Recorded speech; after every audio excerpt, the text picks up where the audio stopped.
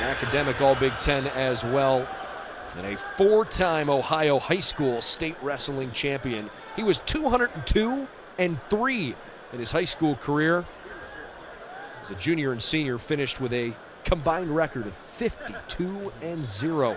Yeah, really sought after recruit coming out of high school. Had a little bit of an underwhelming season last year, but something happened between last season and this season, and he's just having a phenomenal year so far.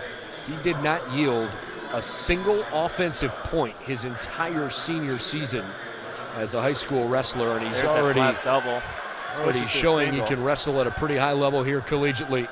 Hard wizard by Grello, able to get out of it.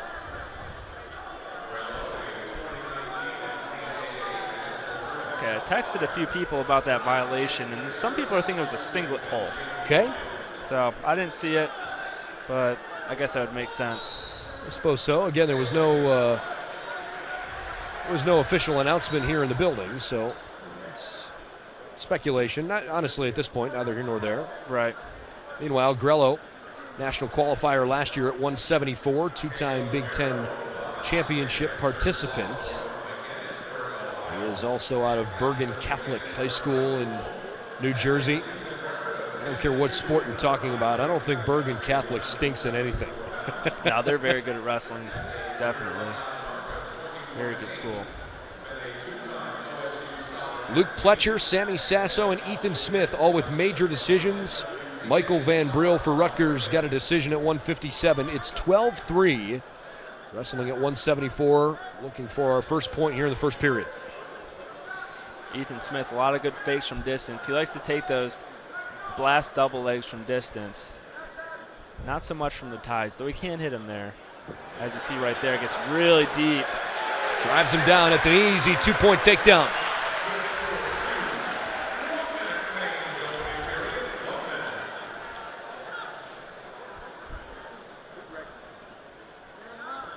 And they walk out of the ring. Halftime coming up next. Rocky Jordan and Billy Janzer are scheduled to wrestle at 184. A couple of redshirt freshmen. They'll be the first guys on the mat after the break. Buckeyes still have #1 wrestler in the country, Colin Moore, at 197 scheduled. Fan favorite heavyweight Gary Traub. Yep. And back to the lower weight classes, 125 Malik Heinzelman, and we're expecting Jordan Decatur to wrestle for the Buckeyes at 133. There's 28 seconds left in the first. Both wrestlers going to want to finish on top here. Shot attempt by Romero. Gets stuffed right away. And there it is again. Gets in deep. Not able to finish on the edge as they go out of bounds. That's a good veteran move by Grello. The only thing that was keeping them inbounds was his right hand, so he lifted that up and go back to the middle. It's called mat awareness. And there's another shot attempt. Romero gets the stall attempt. Single leg finish. And there's the takedown with 4 seconds left. 3 takedowns for Kaleb Romero here in the first period. It is 3, right? Should it be 6-1? No, that was only the second one. Okay. He was close a couple times, but yeah, that was the second one. Okay, so it's 4-1. 0.6 of a second left in this period. Not much you can do there.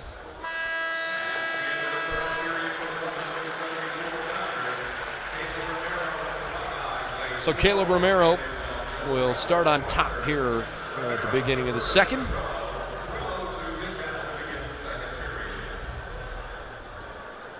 Romero took a red shirt in the 2017-2018 season. Had an 11-1 record in the tournaments he competed in, but in order to keep that red shirt, he did not compete beyond that. Back to the middle. Ethan Smith, just 29 seconds of riding time in his favor. Hasn't really been close to a turn yet. Grell's had pretty good success getting to his feet. But Caleb's definitely going to make him work for it, trying to get that mat return. And he trips him forward. And it looks like they'll go out again. Need a bigger mat. I was thinking the same thing. You know, when you have something elevated like this, get to the edge of the platform, a little scary. Yeah. How much does that weigh into your mind when you're out there competing? It hasn't happened yet, but, I mean, it's not something you're thinking about. But it's going to happen sooner or later. Someone's getting thrown off that mat. Or thrown off the stage. I certainly don't want to see anybody get hurt. Not as likely to happen in folk style, but freestyle. Saw it at Beat the Streets. They had an elevated mat. Quite a few guys went off. A couple of shot attempts by either wrestler. Ohio State with a 4-2 lead. Almost halfway through the second period here. Waiting to see if Grello and Romero can provide some fireworks. This match is still anybody's. Grello not yet to get past Kaleb's head-hands defense. Not able to get his hands on a leg yet.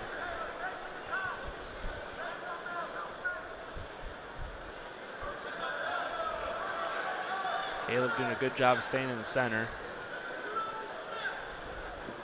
There's another shot attempt by Grello, stuffed by Romero. And really good leg drive. And he gets another stall call. It's going to be a point.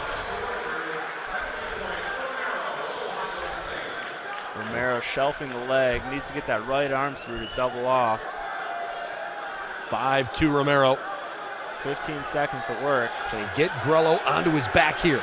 Should be danger call. And he gets the double. All right. Number 2 with 7 seconds left.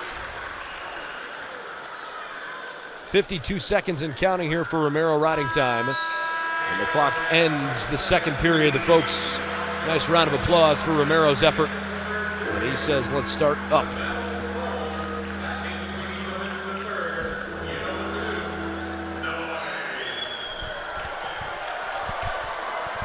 Five-point lead for Romero.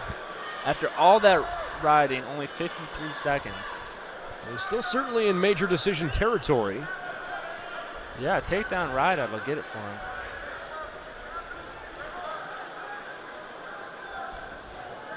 You get the impression here Romero's trying to figure out a way to get another one. This guy falls into a shot in a crackdown right now. Looks for trap arm. But Grello kind of sees it coming.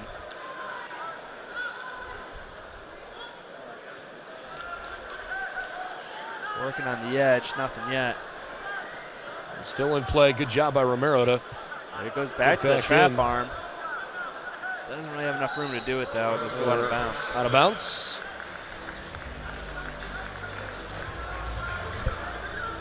So it's 7-2 Ohio State.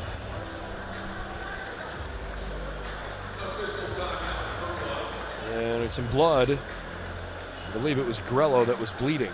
No, you know what? Other side. It's Ohio State that had drawn a little blood.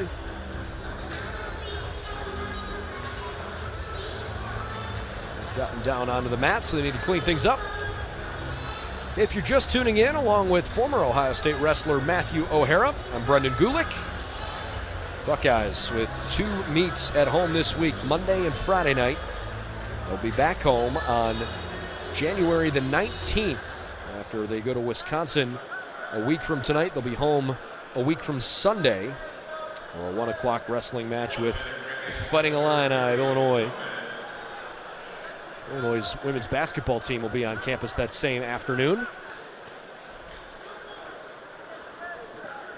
Oh, great leg shot. Working up. Oh, able to kick out of it is Grello. Grello with really good work defensively. Trying to shove him out. It's going to be an action call.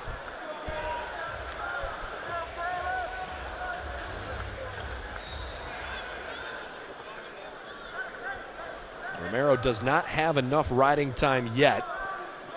But if he can do a takedown and ride out, he still has that ability to get to a major. He's a takedown with 7 seconds left on the clock. Tom Ryan trying to get this crowd pumped up. There's his shot. He's got his chance here. Oh, good defense by Grello, able to shove it off. Kaleb caught in front head. We're going to get a stalemate. Just about 11 seconds left, so he has 4 seconds to get a takedown if he wants this major. Shot attempt there, gets in the single. Not going to be enough time. Well, it's pretty impressive by Joe Grello. There's 2. They get the 2 points for the takedown. Too little, too late, though. Yep. Gets a 7-point decision. Still a good win. A ranked win over 19 Joe Grello. Well, if nothing else, it fires up the team as the Buckeyes take a 15-3 lead on the Kaleb Romero decision over number 19 Joe Grello.